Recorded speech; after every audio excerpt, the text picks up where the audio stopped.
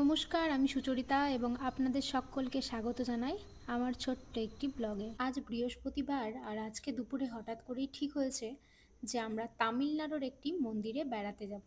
তাই যেমন ভাবনা তেমনই কাজ, 10 মিনিটে রেডি হয়ে একদম তাড়াহুড়ো করে চলে আসলাম। আর এই যে মন্দিরটা রয়েছে একটি পাহাড়ের ওপরে, তাই নিচে থেকে পাহাড়ের রাস্তাটা অনেক বেশি ঢালু। আর সেইখান থেকে উঠতে উঠতেই আমরা প্রচণ্ড হাঁপিয়ে যাচ্ছিলাম, আর সেই জন্যই দুজনে হাসাহাসি করছিলাম। পাহাড়ে উঠতে কষ্ট হচ্ছে বটে, কিন্তু সেটা মনে আনন্দ নিয়ে। আমরা অর্ধেক রাস্তা হেঁটে পার করে দিয়েছিলাম, তার মধ্যে সুইটির দাদা কার্তিক আর একটা দাদা চলে এসেছিল, আর তাই মুন্নাদা আমাদেরকে স্কুটি করে উপরে ছেড়ে দিয়ে গেল। এদের দুই ভাই বোনকে দেখে আমারও বড্ড আমার ভাইয়ের কথা মনে পড়ছিল। এই যে এখানে ফটো তোলার পর্ব শেষ, এবার একটু মন্দিরের আশেপাশে ঘুরে তারপরে মন্দিরে যাব।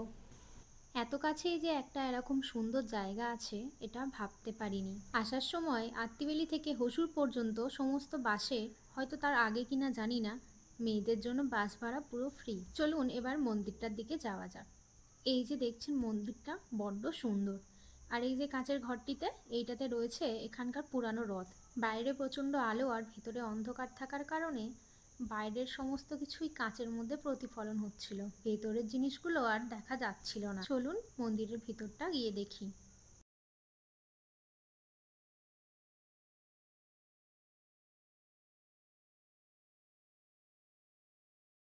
কত আশা নিয়ে আসলাম যে আজকে মন্দিরে পুজো দেব, কিন্তু দেখুন বড্ড খারাপ লাগছে যে মন্দিরটা বন্ধ।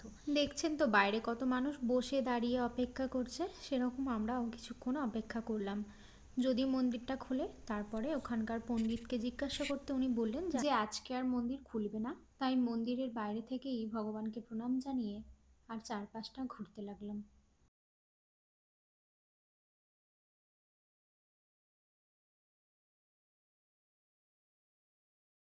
এই যে আমরা 5 জন বেড়াতে এসেছিলাম, এখানে মন্দিরের পিছনটাতে সবাই পাথর দিয়ে ঘর বানিয়েছিল, তাই আমাকে দাদা বলাতে আমিও একটা বানালাম। অনেকদিন পর পাহাড়ে এসে মনটা অনেক ভালো হয়ে গেল।